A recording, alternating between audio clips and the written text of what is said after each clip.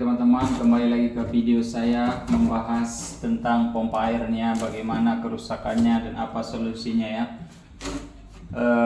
Video saya yang sebelumnya dan ini kelanjutannya ya. Yang di video saya sebelumnya yang kita bahas di bagian hisapnya ini ke klepnya ya. Sekarang kita membahas di bagian pompanya ini semua ya. Apa kerusakannya dan bagaimana solusinya. Oke, mari kita bahas. Oke teman-teman, mari kita bahas ya tentang semua bagian di mesin air ini ya, mesin pompa ini ya. Dari pertama ya, di bagian sealnya nanti kita bongkar ya. Di video saya yang sebelumnya kemarin membahas tentang pipa hisapnya ini dan juga klepnya. Kalau juga klepnya masih bagus dan pipanya juga gak ada yang pecah atau retak, udah dilem semua, tidak ada lagi udara yang bocor. Oke, nggak juga keluar airnya, bisa jadi di sealnya nih ya, di sealnya nih. Mari kita spill nanti sealnya, cara membukanya dan sealnya yang mana yang harus diganti. Oke, mari kita buka dulu. Teman-teman, membukanya ini pakai kunci 10 ya teman-teman. Mari kita buka.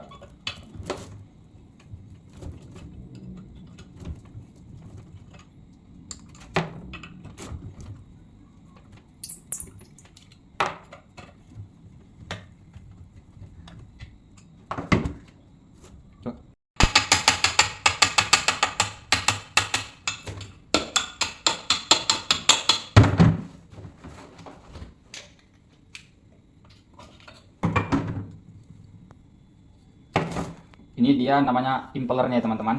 Kita buka pakai kunci trackernya.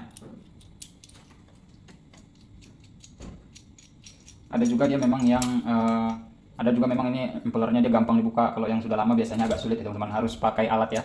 Alatnya ini dia, namanya trackernya ya.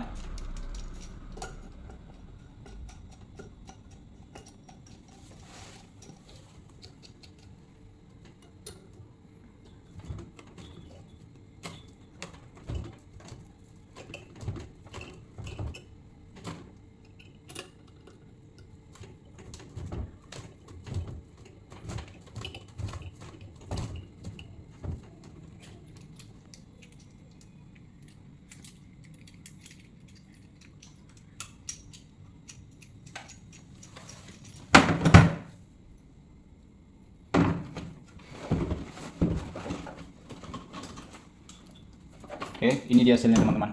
Ini sealnya. Nih, mari kita buka dulu sealnya ya. Membuka seal kipnya ini memang agak sulit ya teman-teman ya. Kalau bisa pakai tang kip itu ya, jangan pakai tang potong seperti ini karena saya tidak ada tang potong, tang kip, jadi saya pakai tang potong aja.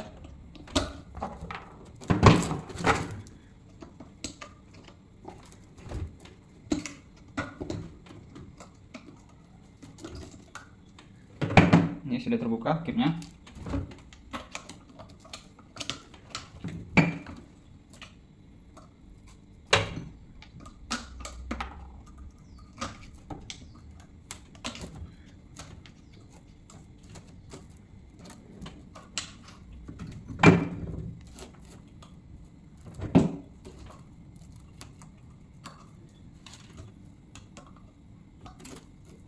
Dan ini dia sealnya teman-teman. Ini sealnya nih. Biasanya sealnya ini, karetnya ini sudah melar ataupun dia tidak rapat lagi kemana ya. Tidak rapat lagi ke asnya ini ya, menjepit seperti ini. Dan juga biasanya juga yang saya temui selama saya pernah memperbaiki pompa air, bisa jadi itu di pirnya ini biasanya ya. Biasa sering ditemui pirnya ini patah ya teman-teman. Jadi dia tidak maksimal ya menekan sealnya ini. Jadi ada udara yang keluar dari asnya ini ya. Nah, ini dia. Karena patah daripada sealnya ini ya. Jadi teman-teman, kalau untuk di bagian seperti yang kita bahas ini, dia mesinnya hidup, air di sumur banyak, oke, tapi airnya nggak keluar. Yang kemungkinannya itu ada tiga ya teman-teman ya. Kemungkinan kerusakan itu ada tiga. Yang pertama itu yang sudah kita bahas, itu klepnya ya.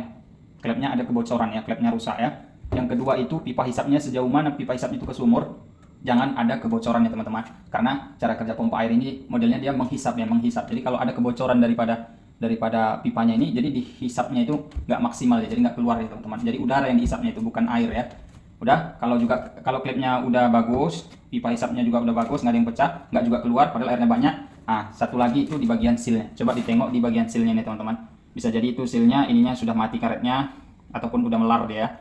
Dan juga ataupun pirnya. Biasanya saya dapati ketika saya perbaiki pompa itu kebanyakan sealnya ini sudah patah ya teman-teman. Dah. Kalau sealnya udah diperbaiki, oke, satu lagi saya lupa. Ini dia teman-teman. Tutupnya ini harus rapat ya teman-teman. Jangan juga ada udara dia. Ini kalau kita kunci. Kalau dia sudah oblak tutupnya ini karetnya. Dia harus ada karetnya ini. Karetnya inilah dia fungsinya untuk menutup udara. Jangan ada yang masuk ke dalam ataupun bocor ya. Kalau juga udah oblak, masih ada karetnya ini oblak juga, kita kasih lem ya teman-teman. Lemnya itu biasa untuk ngelem packing kereta, bengkel itu ya. Lem-lem yang seperti itu ya teman-teman. Insya Allah kalau udah kita perbaiki semua, yang 3 ini, sealnya, pompa dan klepnya, insya Allah pasti keluar. Dan kalau untuk impeller ini dia kalau dia sudah kegundulan daripada sirip-siripnya ini, dia airnya keluar teman-teman. Airnya keluar, cuman airnya kecil. Satu lagi dia biasanya kalau siripnya ini udah kecil ataupun udah gundul, dia keluaran dari pompa ini, kita harus tutup dulu. Harus kita tutup dulu keluaran dari pompa ini, kita tutup dulu pipanya, kita tekan baru keluar dia, baru keluar. Kalau kita lepas nggak keluar dia airnya. Maka kita tutup lagi pipa keluarannya ini misalnya, baru keluar dia, berarti itu biasanya indikasinya itu ada pada impellernya nih ya, sudah kehausan daripada sirip-sirip impellernya nih. Jadi harus diganti ya teman-teman. Itu saja sih. Kalau untuk mesinnya, bagian gulungannya, itu biasanya kalau gulungannya sudah lemah dia biasanya teman-teman. Dia kalau jam panas dia misalnya mati mesinnya, mati. Harus dingin dulu dia, baru hidup lagi, ataupun kita siram air baru hidup lagi. Itu biasanya gulungannya teman-teman. Kalau untuk yang otomatis ya, itu kadang otomatis ini bunyi sedikit-sedikit cetak itu, bentar bunyi, bentar hidup, bentar mati, bentar hidup. Itu biasanya dari pipa keluarannya itu ada kebocorannya teman-teman. Coba diperiksa ya pipa keluarannya ya, jangan ada kebocoran. Kalau nggak ada bocor, kira-kira pipa keluaran daripada pompa ini bisa jadi di sensitif otomatisnya, bisa di setel. Kalau udah di setel tetap juga kayak gitu, berarti ada kebocoran pada pipa keluaran daripada pompa ini ya teman-teman. Karena kadang pipa keluarannya di dalam tanah kita nggak tahu, jadi saya sarankan tidak usah pakai otomatis ya teman-teman, karena nanti bisa merusak pompa ya. Karena sebentar-bentar hidup cetak itu biasanya karena ada kebocoran daripada keluaran pompa ini ya. Misalnya ke kamar mandi, ke keran depan, di dalam tanah kadang kan kita nggak tahu di mana bocoran. Oke, satu lagi teman-teman, saya lupa. Kalau misalnya pompa kalian ada yang seperti ini teman-teman, dia gitu hidup dengung dia, payah berat dia teman-teman, harus kita bantu putar dulu seperti ini baru berputar. Itu biasanya itu di bagian kapasitornya ini sudah lemah ya teman-teman. Mari kita spill kapasitornya ya. Oke teman-teman, ini dia kapasitornya ya. Kalau di rumah kalian mesinnya start awalnya dia berat, harus kita bantu kipasnya ini putar, kita bantu dia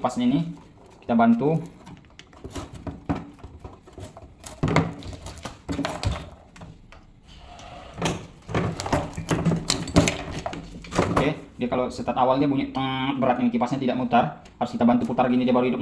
Itu biasanya itu di start awalnya nih teman-teman. Ini kapasitornya ini ya, ini kapasitornya sudah tidak bagus lagi, bisa jadi ya.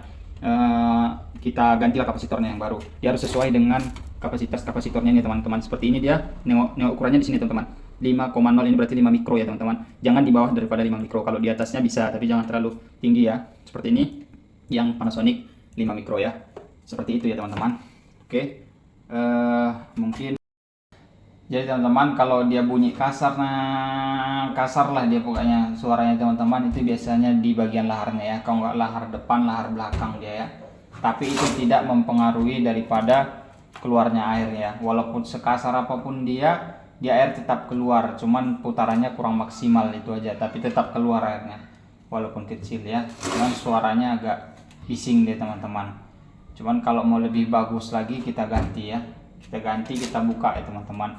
Membukanya itu ya kita buka lah, nih dari baut-bautnya itu dia tidak terlalu susah sih, cuman kuncinya kita harus punya kunci tracker ini ya teman-teman.